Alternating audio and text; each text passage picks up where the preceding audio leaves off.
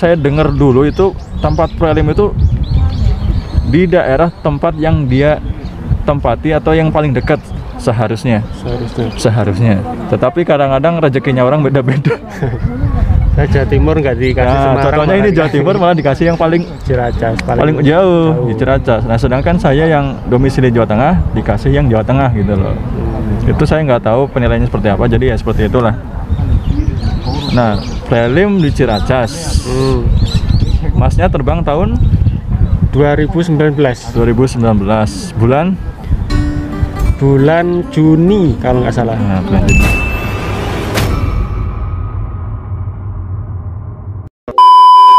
Jadi 2019 Juni akhir kita terbang ya Mas ya. Nah, terbang, boleh diceritakan begitu terbang kesannya pertama kali nyampe Korea itu seperti apa Mas? Wah, itu kesan pertama itu wah. Kan kita dulu bandaranya di Incheon ya. Turunnya di Incheon ya. Jadi kota, termasuk kota besar, salah satu kota besar di Korea gitu loh. Jadi kota metropolitan termasuknya. Jadi bangunannya pun juga gedung-gedung megah. Ya, inilah Korea gitu loh. Nah, megah-megah lah ya. Seperti yang di film-filmnya. Iya. Terus setelah di sebelum itu di Kebis dulu ya. Setelah di Incheon kita di Kebis selama 3 hari ya kalau nggak salah. 2 hari. 2 hari untuk dicek itu tes apa kesehatan itu loh. Medikal. Ya medikal. Medikal. Nah di Kebis itu tempatnya termasuk pelosok ya kalau bagi saya. Karena jadi Kebis itu ada 2 Mas. Ada 2. Ada Ansong sama Uasong. Gitu. Kita dulu kan di Wasong. Kalau nggak salah. Ansong atau Wasong? Saya lupa. Pokoknya ada 2 tempat. Jadi tergantung nanti dapatnya di mana. Tapi ya istilahnya sama aja sih. Cuma beda tempat aja. Terus gimana Mas lanjut? Masih masuk akal lah. Karena dulu tempatnya dekat gunung, jadi agak nyelempit nih.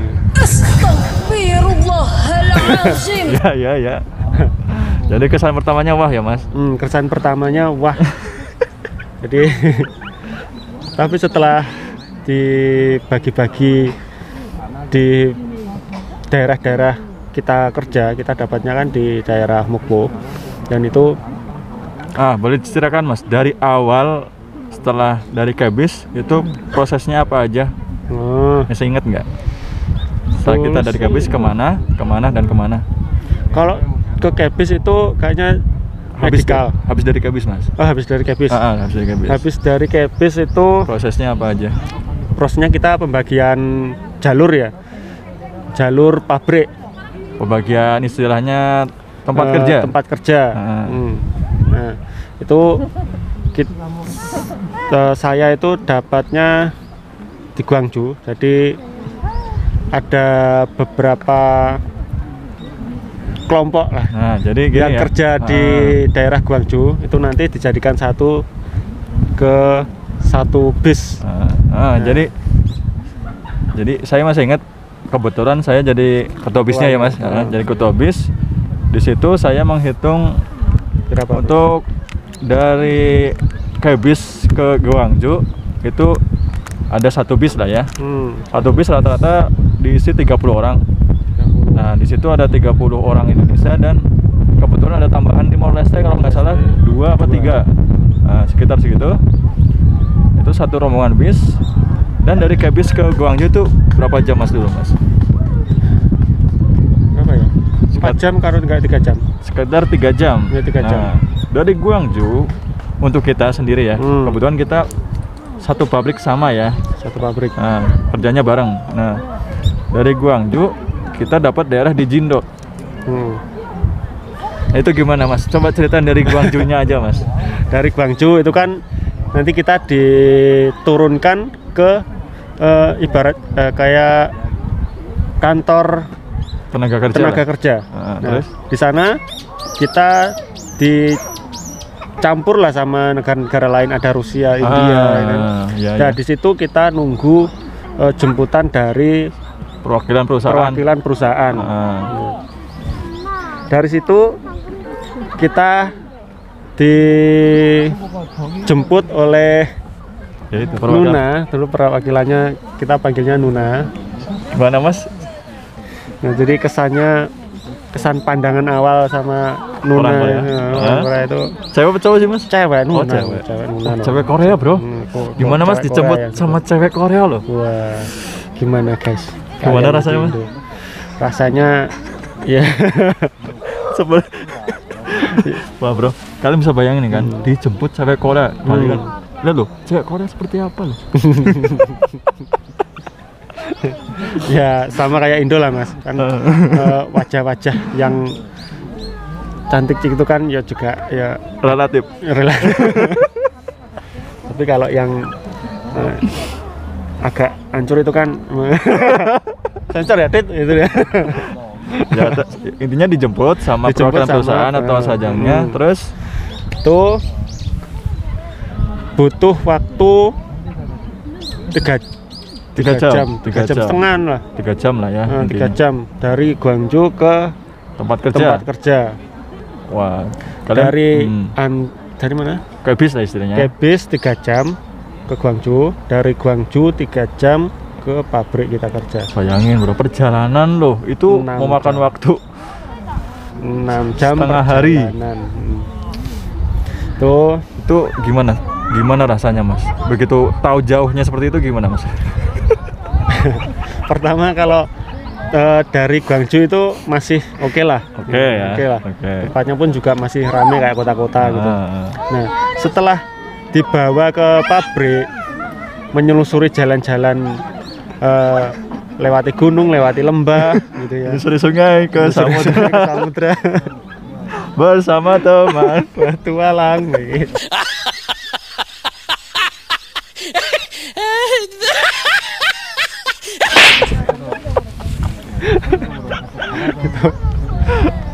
Ternyata ada daerah seperti ini di sini gitu. Wah, seperti apa Mas? Kira-kira jangan bikin penasaran Mas. Gimana? Ceritain Mas. Baratnya kayak kalian tahu tol. Nah itu dari kalian pertama lewat jalan tol, terus tiba ke alas. Alas itu hutan ya? Hutan. Nah perbandingannya seperti itu. Gimana perasaannya Mas? Dari kota ke hutan. Nah itu loh. Jadi daerahnya pelosok Mas? Pelosok Mas, yakin Mas. Pelosok. Dari merasakan orang kota menjadi orang hutan itu.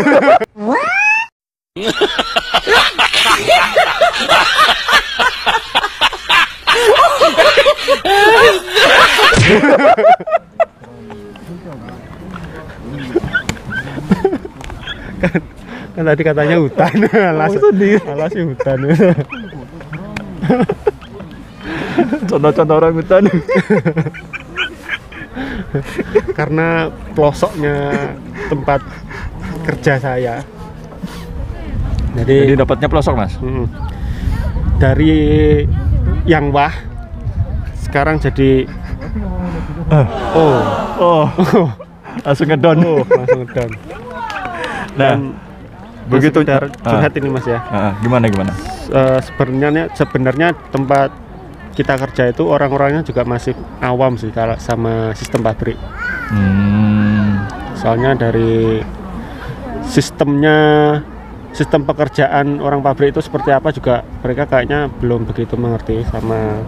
Jadi kita sistem gajinya juga. Jadi bos kita itu punya manufaktur dan punya fishing. Jadi selama pengalaman kita kerja di sini, kita manufaktur tuh awal-awalnya kita disamakan kayak orang fishing ya Mas ya? Iya. Gak enaknya di situ. Jadi dari kota yang istilahnya angannya wah, ternyata dapatnya di pelosok langsung down ya kan. Kalau boleh tahu Masnya ini dapat di pabrik apa Mas? Dari awal saya dapat LCLC itu saya sudah cari tahu, dan ternyata saya dapatnya di pabrik apal. Pabrik kapal di Korea. Wah, kalian bisa bayangin pabrik kapal loh. Pabrik kapal di Korea. Coba kalian bayangin seperti apa. Kapal itu kan ukurannya seperti apa? Besar loh. Besar ya Mas ya? Kapal itu besar ya? Besar lah. Besar. Jadi dari awal saya dapat SLC itu saya kayak seneng banget mikirnya senang aja. Wah, pabrik kapal sudah pasti pabrik yang gede. Wah, pabrik gede loh. Kapal sendiri udah gede, pabriknya harusnya gede. Canggih. Kan Korea kan negara maju. Negara maju ya. Dan ternyata begitu sampai tempat kerjanya, Masnya tahu kandang ayam?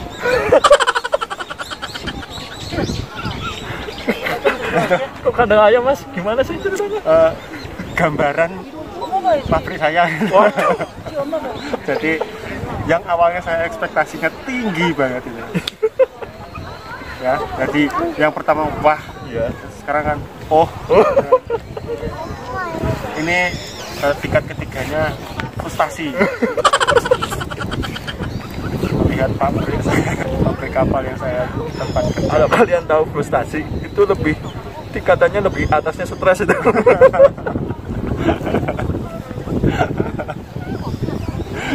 Oke. Nah, di pabrik kapal ini, Masnya ini pekerjaannya seperti apa? Mencakup semuanya. Boleh diceritakan Mas? Kayak kereta, cat, ngelem itu kayak nambal gitu, pakai fiber ya. Kalau boleh tahu fiber itu bahannya dari apa aja Mas? Kalau orang sini sebutnya sih metal sama roping. Nah itu diapain Mas? Itu biasanya kalau yang untuk lembaran besar itu pakai roping, yang kecil-kecil cukup pakai metal.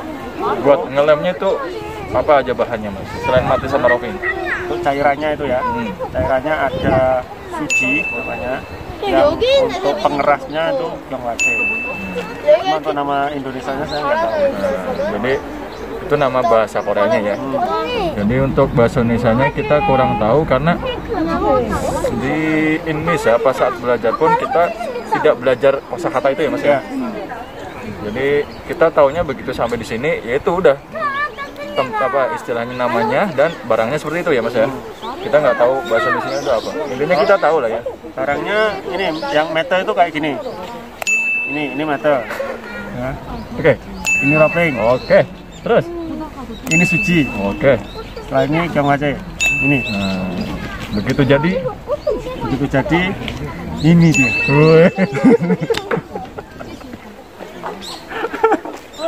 Terus sebelumnya mah dikasih efek murah gitu. This is a Korea. Oh jadi Masnya itu istilahnya hampir semuanya dikerjakan Masnya. Kalau boleh tahu pekerjanya di situ ada berapa orang Mas? Banyak Mas. Banyak sekali. Banyak. Itu kan ya gimana namanya pabrik kapal ya, pabrik gede. Banyak itu berapa Mas? Banyak Indonesianya aja. Dua.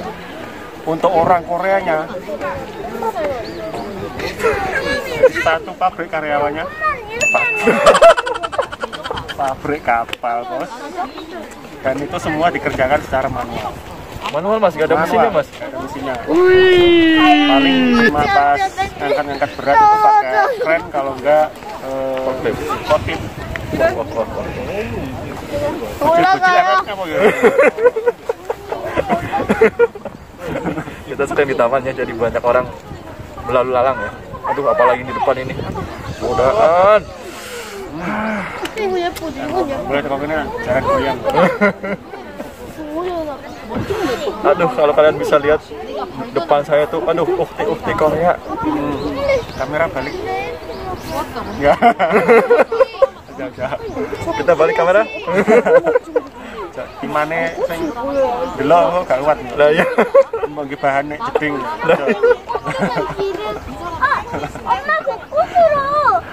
Ini untuk orang Jawa ya, kalian tahu bahasa Jawa.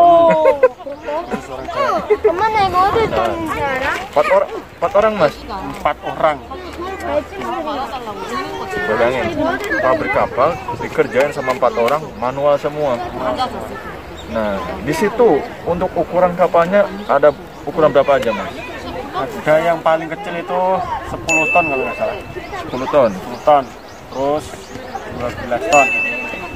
14 ton. Yang paling besar 16 sama 17. Ini bisa request. Ya? request. Nah, request.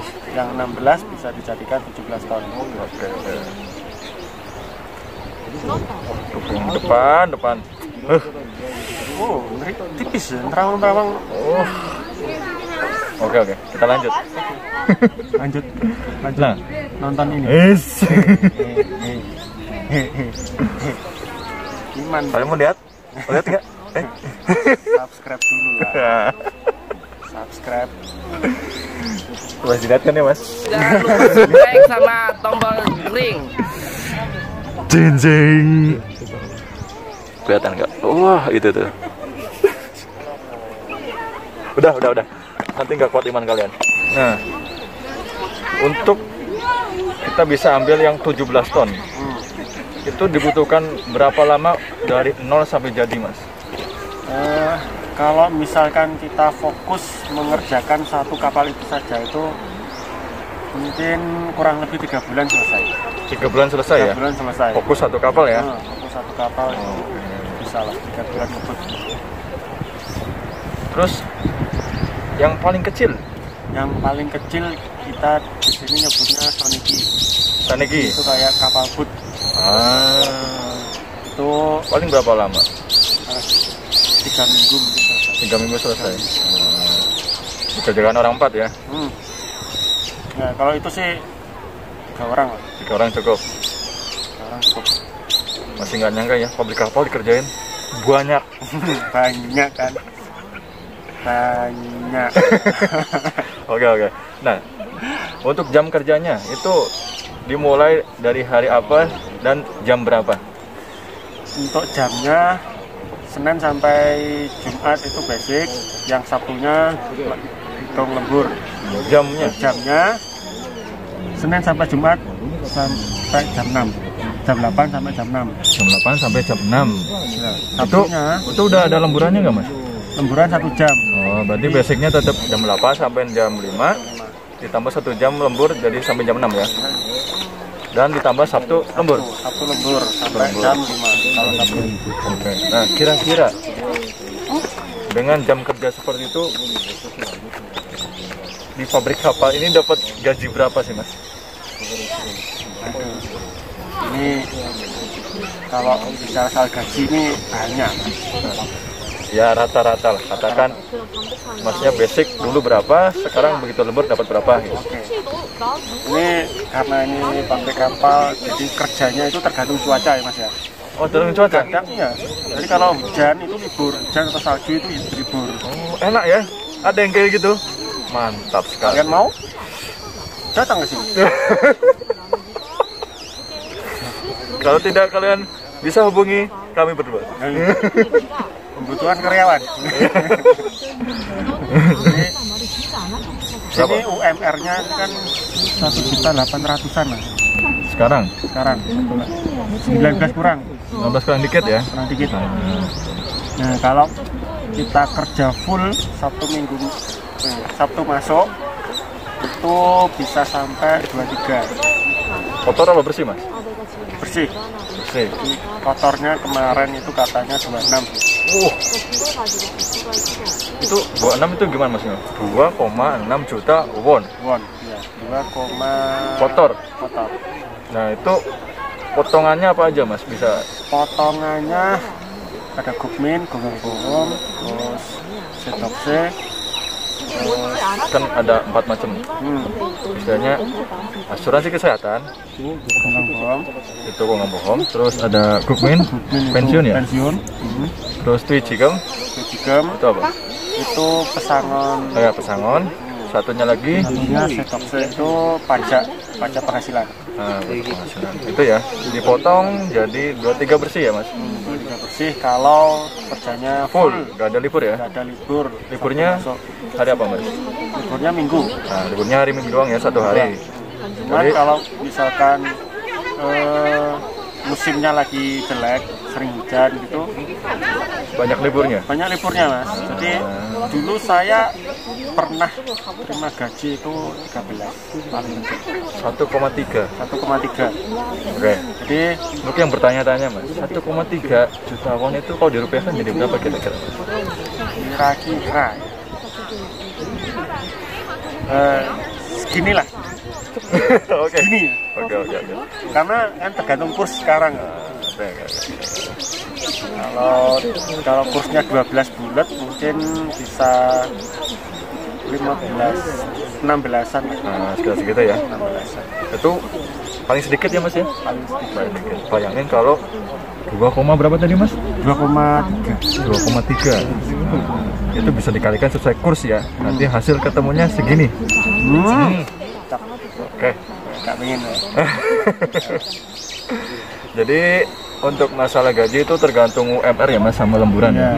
UMR, jam kerja, sama Lemburan. Untuk gaji segitu itu gimana Mas? Menurut Masnya itu gimana? ya, alhamdulillah sih. Berapapun gaji yang kita dapat harus disyukuri lah. Jadi jangan lupa bersyukur karena bukan yang itu ya. Jadi bersyukur karena di luar sana, khususnya teman-teman kita yang ada di Indonesia, itu banyak sekali yang ingin kesini Yang ingin dapat kerjaan di sini. Nah, jadi untuk teman-teman saya, kalian siapapun itu, jangan lupa bersyukur, oke? Karena dengan adanya rasa bersyukur, hati kita itu dicukupkan, ya Mas ya. Kalau udah cukup, mau dapat gede, kecil, itu cukup bersyukur, oke? Quotes deh. Dan kalau ini kan kita kan lihatnya dari Indonesia itu kan cari modal, uang. Kalau ada yang lebih baik, kenapa enggak? Oke.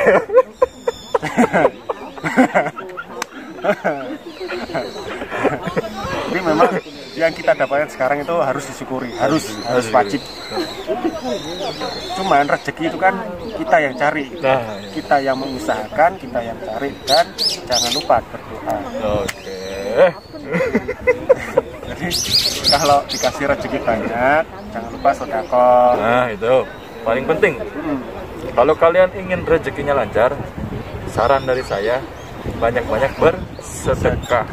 Jadi ya Allah, semoga sedekah saya di bulan depan bisa lebih banyak daripada yang kemarin. Maka dari itu berilah saya rezeki yang lebih. Amin.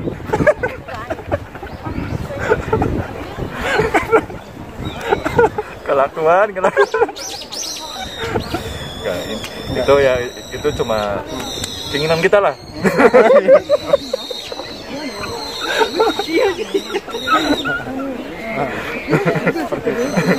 Kalau ada yang lebih besar kenapa enggak? Enggak, cocok.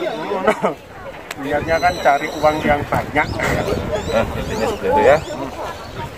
Tapi jangan lupa, kalau kalian sudah melakukan bersedekah, jangan lupa sholat. Iya. Nah, itu yang paling penting.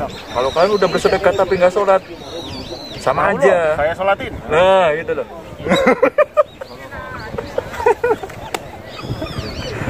Bis. Oke.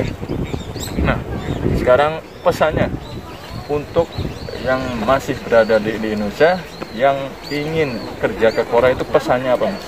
Pesannya ya. Tuh cari tahu dulu mau kerja di sektor fishing atau manufaktur. Setelah sudah fix pengen yang mana, itu cari informasi tentang pekerjaan itu. Kan jangan asal pengen cepat ke Korea kita pilih fishing. Terus di sini nggak kuat, kabur. Nah, itu banyak sekali ya. Contoh yang kurang baik sebenarnya. Kalau Mbak Terus nanti ada iklan. Iya, ada iklan. Kan nggak perlu tahu ya. Perlu nggak? Ya perlu lah, perlu. Ya. Jadi gitu ya, jadi cari tahu dulu pekerjaan-pekerjaan di Korea itu seperti apa. Terus kalau belum ada pengalaman apapun tentang bahasa Korea itu kalian bisa, saran saya sih sekolah di LPK. Jadi tambahan dari saya ya, kalau untuk kalian yang ingin kerja ke Korea kan itu ya Mas, pertama harus mencari dulu LPK-nya. Ya, nah itu LPK dulu. kalian ada beberapa cara sih. Jadi mencari LPK yang bagus itu bisa dari teman-teman kalian yang sudah ex Korea, yang udah berpengalaman atau yang sedang belajar. Yang kedua, bisa kalian searching di zaman sekarang kan sudah canggih ya Mas ya. Searching di Google lah ya, atau media sosial LPK yang emang bagus ya Mas ya. Jadi saran saya jangan asal memilih LPK ya. Yang bagus itu apa, Mas? Nah itu Bisa dilihat di persentase kelulusan. Nah itu satu presentasi kelulusan. Terus administrasinya jelas. Oke. Terus pembelajarannya. Itu yang penting. Nah, pembelajaran, terus faktor pendukungnya, fasilitasnya mendukung ya. Mendukung istilahnya zaman sekarang kan ada ujian CBT. Jadi kalau bisa udah ada fasilitas komputer sama peralatan tes skill. Itu udah bagus menurut saya. Jadi terus ditambahkan kalau yang LPK saya ya, saya promosi LPK Bina Insani itu ada asrama putra dan putrinya. Nah, LPK Bina Insani itu ada di daerah Jogja.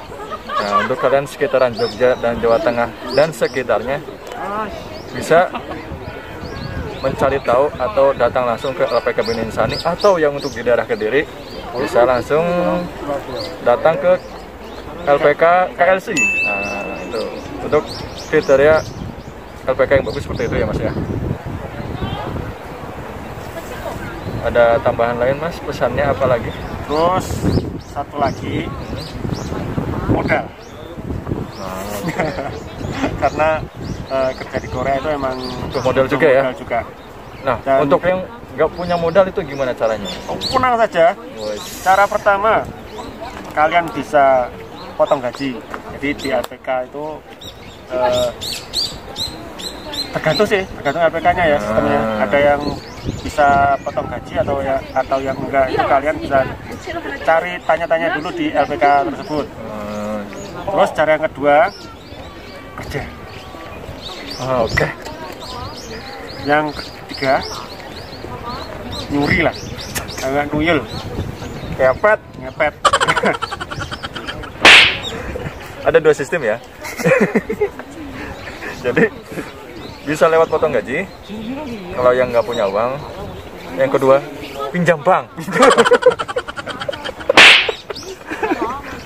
Nggak, jadi sistem di Korea, sistem kerja di Korea itu yang nggak punya uang kita bisa potong gaji. Tapi kalau yang memang punya uang itu bisa cash. Mungkin dalam hitung-hitungan itu lebih hemat yang cash ya. Sama aja kayak motor kredit. Ya cocok gitu. Yang nggak punya uang ya punya tanah gadein. Kelakuan. Terus ada lagi Mas? Terus sama niat ya. Itu penting ya. Ini juga penting. Jadi niat kalian kerja di Korea itu apa? Itu harus kalian jaga benar-benar setelah sampai di Korea itu, karena di sini itu dunia malam, dunia gemerlap Korea itu jadi sangat menjanjikan. Intinya ya, Korea itu apa aja ada lah. Ya, contohnya Mas? Contohnya karaoke, pijat. Terus tapi ada yang unik ya. Mas ingat sebelah tempat karaoke sebelahnya lagi musola atau masjid. Nah, untuk kalian sendiri yang memilih ya. mau jalan yang baik apa yang kurang baik. Nah, itu tergantung di kalian sendiri ya. Jadi niat itu diperlukan. Jadi semua apapun itu tergantung niat. Jadi banyak teman-teman juga sudah ada pengalaman, pengennya kerja di Korea, ngumpulin uang, ngumpulin modal, tapi begitu nyampe di Korea itu nggak ngumpul-ngumpul gitu. Karena tergoda dunia Koreanya. Nah, makanya saran saya pintar-pintar memilih dan mencari teman. Kalau bisa, carilah yang positif dan buanglah yang negatif. Oke? Mbak? Itu ya Mas? Itu. Nah, saya tambahkan lagi, untuk yang ingin kerja ke Korea, ekspektasinya jangan terlalu tinggi. Nah, itu. Karena apa? Jatuh itu sakit. Seperti Masnya. Dari orang kota jadi orang hutan.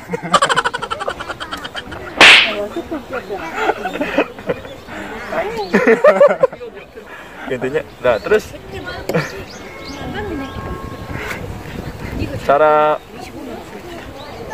caranya gimana biar jangan punya ekspektasinya terlalu tinggi, itu caranya gimana? Ya itulah tanya-tanya. Kalau punya teman yang sudah kerja di Korea itu tanya-tanya lah pekerjaannya seperti apa. Memang kok gaji di Korea itu gede, tapi kalian juga nggak tahu kan kerjanya seperti apa. Jadi kembali lagi tergantung nasib dan rezeki. Karena mungkin yang kalian tanyakan boleh jadi gaji mereka atau rezeki mereka besar. Terus begitu kalian coba, ternyata dapatnya nggak sesuai yang dibayangin kalian. Makanya kalau bisa berpikir yang biasa saja, standar umum. Jadi jangan memandang orang yang sudah berhasil, dan jangan juga mengejudge orang yang kurang baik apa kurang berhasil gitu kan. Kalian ambil tengah-tengahnya aja. Toh begitu kalian nyampe sini begitu dapat yang bagus, disyukuri, alhamdulillah. Halo Mbak. Disyukuri. Terus misal kalau dapat yang kurang baik, ya kalian harus bersabar dan carilah jalan keluar yang baik. Seperti itu ya Mas ya. Betul. Karena di Korea ini musola itu sudah banyak ya, masjid itu 62 lah. Ada berapa Mas jumlahnya? 62 tersebar di seluruh Korea. Di berbagai daerah ya. Jadi untuk kalian yang muslim, jangan khawatir, jangan takut. Di sini masih ada tempat ibadah ya. Tergantung nasib kalian dapat tempat di mana dan seperti apa. Jadi kesimpulannya Mas? Kesimpulannya 어디 갈 거야? ya seperti itulah. Jadi kalau pengen kerja di Korea itu jangan terlalu tinggi ekspektasinya, terus bulatkan tekad, terus cari informasi dulu. Gaji Korea gede. Kesimpulannya gaji Korea gede. Oke. Mantap gede. Apanya Mas? Gajinya, oh gajinya, ya. Aduh. Ya seperti itulah ya bincang-bincang kita sore hari ini. Ambil sisi positifnya, buang sisi negatifnya. Jadi jadikan setiap obrolan informasi itu jadi pembelajaran kita ya. Syukur-syukur kita bisa berbagi ilmu, informasi bisa bermanfaat untuk yang lainnya. Dan jangan lupa klik tombol like, di-share kalau ini bermanfaat, dan jangan lupa dukung channel ini dengan cara subscribe. Nah, dan untuk teman kita juga, dia punya channel apa namanya Mas? Hilda Sanjaya. Oke, Hilda Sanjaya itu fix Mas? Fix Mas. Tinggal satu-satunya? Iya, satu-satunya. Kalian bisa searching ya nanti di YouTube. Hilda Sanjaya. Hilda Sanjaya. Orangnya seperti apa Mas? Seperti ini. Oke. Penasaran? Jangan lupa subscribe dulu. Cari di YouTube ya, search ya, Hilda Sanjaya. Oke. Untuk yang saya mau cari Agassi bentar lagi. Dan untuk kalian yang sudah mengklik video ini dan yang sudah menonton dari awal sampai akhir, saya ucapkan terima kasih dan semoga kalian selalu diberikan kesehatan dan keselamatan, diberikan rezeki yang lancar dan barokah. Jadi tetap jaga kesehatan di tengah pandemi ini, karena kita nggak tahu pandemi ini sampai kapan berakhir ya Mas ya. Yang penting kita tetap menjaga diri sendiri ya, dan tetap menjaga lingkungan kita. Tetap. Oke. Sampai jumpa lagi di vlog saya berikutnya. See you next time. Wassalamualaikum warahmatullahi wabarakatuh. Waalaikumsalam warahmatullahi wabarakatuh. Kita cari Agassi dulu guys. 5, 4, 3, 2, 1. What's the mindset?